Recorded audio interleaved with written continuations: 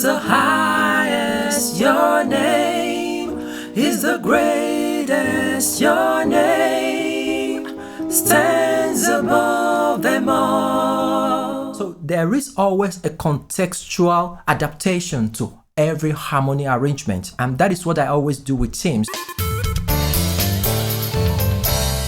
So we're going to be having a practical session of a song, scoring the song Holy Forever. I think there are multiple versions to it. So I've listened to Cece Winer's version, and I think Chris Tomlin, yes, I think I got that right, also did another version. But there is something I've identified in all of this, is that they have some similarities when it comes to the technicalities involved. And that is what I'm going to point out here. So remember, we're going to be pointing out in solfa notation for each harmony part. And secondly, whatever you're going to do with this session has to be solely dependent on the kind of voices you have on your team. So nothing is cast in stones, but I'm going to give you the solfa notations and probably show you how to work around it depending on the voices you have. So let's dive into it. So for the song we are scoring today, I've been able to do some highlights, should I say some note taking to it, because that is how I score my song, because it's creative. So I like to make it so practical and so me, so that others can also understand what I'm trying to do. I don't really like it when it's too theoretical. I like it when it's practical and real. So the song Holy Forever, according to me, has 3 blocks. So you have the verse, you have the pre-chorus, and you have the chorus. So that is the very first understanding we need to have. The second understanding is that when it comes to those 3 blocks, they are also layered according to the octaves. So you have the verse coming at the lower range, you have the pre-chorus at the mid-range, and you have the chorus like the highest in all the ranges that you have. So it has to follow like that. It comes in layers. And of course, I've heard worship teams sing the song and they don't follow all of this. If you ask me, if you miss any of these technicalities, it has a way of disconnecting, especially if you have people like me in your audience. If you also notice that there are lots of people in the congregation that are not part of the choir team or the worship team, but they understand all of these technicalities. So if we as worship team members don't do justice to this, we are losing that person or those group of people already. So that is why I take my time to break it down to see how things work for individual songs. So Holy Forever, let's get down to it. Remember, I'm going to be giving you the solfa notation. I'm going to layer the 3 harmonies together and you'll see how it all blends. So for the purpose of this practical session, I always do this because I know that worship teams are flexible. I don't really pin it down to soprano, alto, tenor, because if I give you that and you have a different set of voice range within your team and it's not working, it seems like 2 things will happen. It's either you're forcing them to do what they can't do because I've said this is tenor, so tenor must sing the song. But if you don't have those voice textures within your team, it becomes a problem. So what I do is I'm going to break it down to melody line, harmony 1, harmony 2. Then I'm going to ask you, or probably I'm going to put it this way, that depending on the voice textures you have, so if you have this kind of voice texture, this is what a soprano sings. What makes a soprano voice, what makes a tenor voice, and what makes alto voice? I hope we have that understanding, right? I also want to advise you that you work with the voice textures you have. It's possible that you have all female voices and eventually you don't have any of those female voices that actually has soprano voice. So what do you do in that case? So there is always a contextual adaptation to every harmony arrangement, and that is what I always do with teams to ensure that we get the best out of every team. Nothing is cast in stones.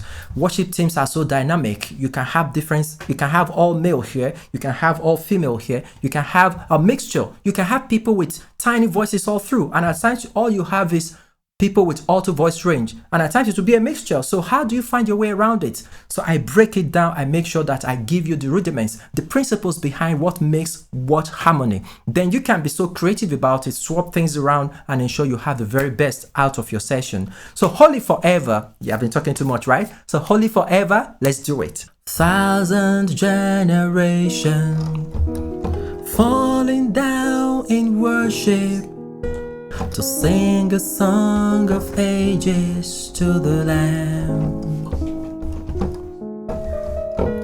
For all who've gone before us and all who believe will sing a song of ages to the Lamb. So that is the verse. So after that, it goes to the pre-chorus. So you have, your name is the highest, your name is the greatest, your name stands above them all thrones and dominions, all power and positions, your name stands above them all. That is the pre-chorus. So you realize that between the verse and the pre-chorus, there is a kind of increment in terms of range.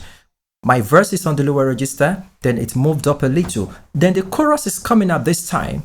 So you're going to see another increment in the octave. The pitch goes up. So you're going to have this. And the angels cry, holy, all creations cry, holy,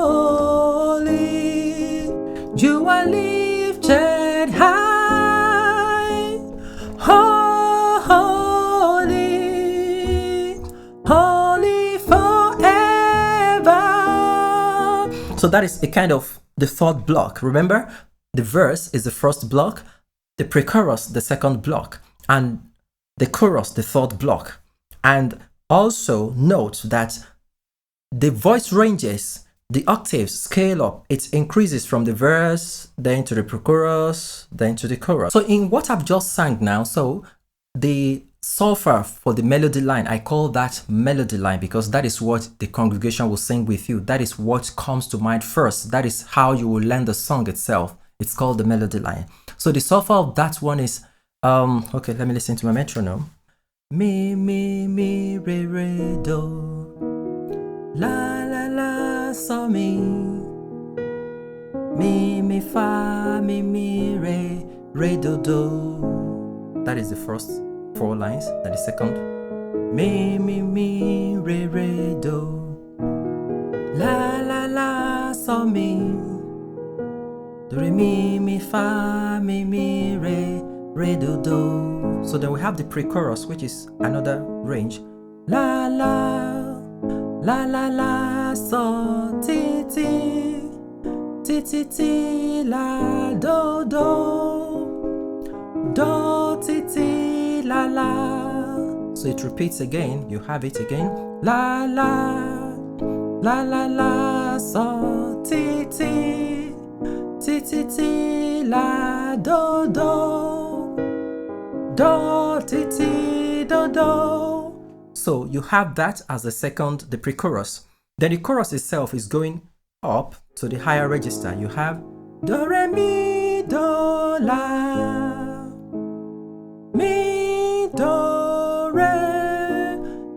re ti so, re ti do re mi do fa, fa mi re mi fa mi. So that is basically the solfa notation for the melody line. So if you're doing the first harmony, like I told you earlier, I'm not going to pin this down to soprano, alto, tenor, really. I'm just going to do melody line, harmony 1, harmony 2. Then I will explain what makes soprano, alto, tenor in this context for you. Please stay with me to the end of this video.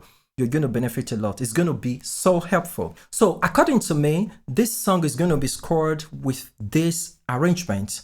The verses are probably going to be unison, no harmony in the verses. Then we're going to have the harmony coming from the pre-chorus, then it goes to the chorus. And for the chorus as well, the very first line of the chorus is going to be for the lead vocal alone. So it's going to be like call, response. That is, and the angels cry. So the response will come from holy. So you can also be creative to say that the very first line of each line in the chorus is going to be call, and the response will be holy, holy, and those lines are just going to be the ones you're going to harmonize. So that means you're going to harmonize holy alone in the chorus, and you have holy forever harmonized. So every other one And the angels cry will be lead vocalist. The response, holy. And the people and the nations cry, rather, holy is harmonized. So it goes on and on like that. Let's give solfa notation for harmony 1 because we've had the very first one, which is the melody line. So it's coming from the pre-chorus. Your name, that is the melody line. So the harmony 1 that goes to the next parallel harmony note is your name is the highest, your name is the greatest, your name stands above them all. So that is kind of looped. So we're going to have fa fa, fa fa fa, mi, so so, so so so, mi, la la, la so so, fa fa.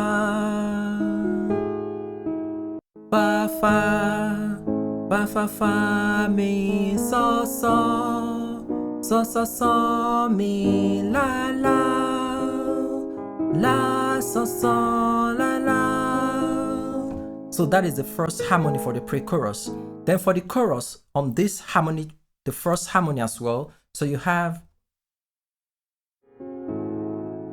la ti do so fa do la ti so mi so la ti do la re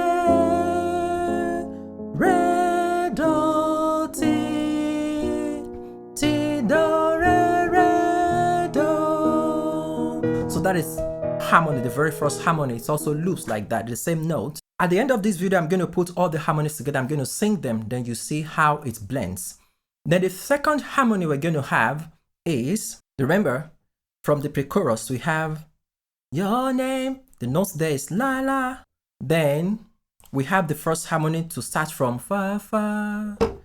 Then the next harmony, I can go to do do.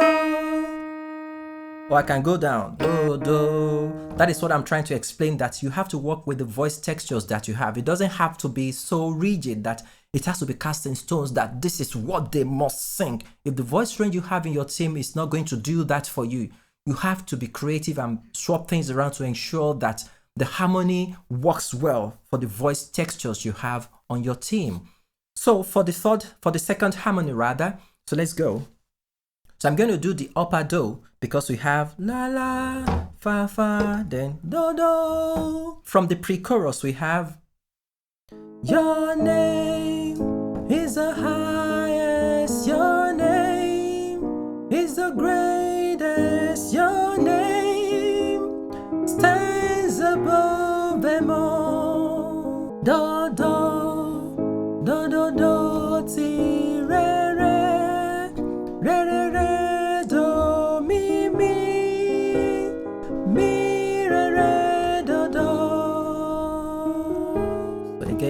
Do do do do do ti re re re re re do mi mi, then mi re re mi fa.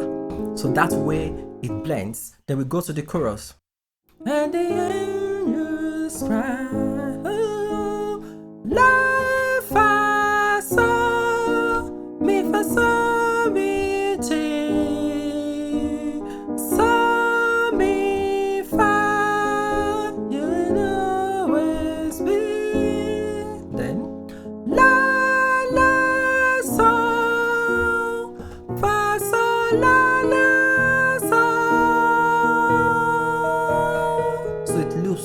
Back to back. So what I'm going to do now is to sing the harmonies, 3 different harmony. One, we have the melody line, then we have harmony 1 and harmony 2. I'm going to layer the 3 together. You see how it sounds. Of course, you can customize this to your team and ensure that it fits to the voice textures that you have. For instance, if you have all male worship team, you don't expect them to pitch to 4th octave. Because they want to sing soprano, you have to customize it. You have to adapt it to the voice textures you have. So I'm assuming that for my worship team here now, it's me in 3 different places. So the highest I can go on this on this key is what I've just given as soprano. So that was the last one I sang. So I'm going to blend the three together. Of course, if you have a different voice textures in your team, feel free to swap these notes around. Feel free to see which range work for which harmony part and see how it blends. Your name is the highest. Your name is the greatest. Your name stands above them all thrones and dominions, all power and positions. Your name stands above them all, and the angels cry, holy, all creations cry, holy, you are lifted high, holy, holy forever,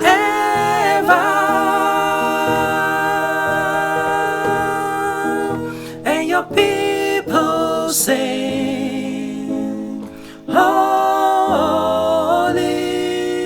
to the King of Kings, holy, you will always be holy, holy forever.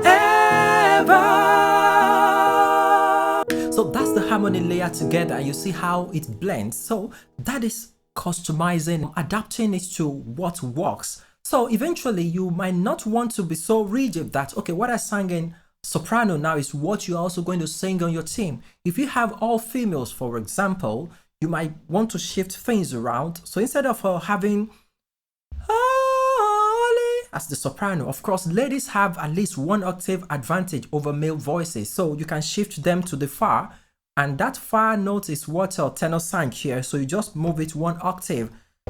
So of course I can sing that because you're going to have, your name is the highest, your name is the greatest, your name. So it goes on, and when it gets to the chorus, okay, that is where the screaming comes in. I cannot sing that, at least not on the worship team. It's going to make you scream. So eventually, if you have this kind of voice range, you are not going to assign that note to a voice range like mine because it's not going to blend. So you have to look out for what you have in your team and see how these notes work for each of them. So let's meet during the next session. And of course, if you have any questions, any concern, just drop it in the comments section. I'll be so willing to answer to you. And it doesn't have to be technical. It doesn't have to be difficult. You don't have to sweat it out, quote and unquote, because you want to score some songs. See what works for the voice range and be sure that what you're doing is right. So that is why I put solfa notation to all of this, and of course sang every harmony, and you see how it blends. So I hope that helps. See you in the next video.